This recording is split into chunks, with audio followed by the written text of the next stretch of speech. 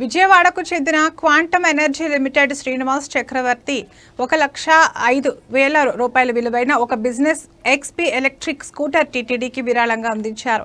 ఈ మేరకు శ్రీవారి ఆలయం ఎదుట స్కూటర్ పూజలు నిర్వహించి టీటీడీ అదనపు ఈవో వెంకయ్య చౌదరికి స్కూటర్ తాళాలు అందించారు. ఈ కార్యక్రమంలో బోర్డు సభ్యులు భానుప్రకాష్ రెడ్డి, ఇతర అధికారులు పాల్గొన్నారు.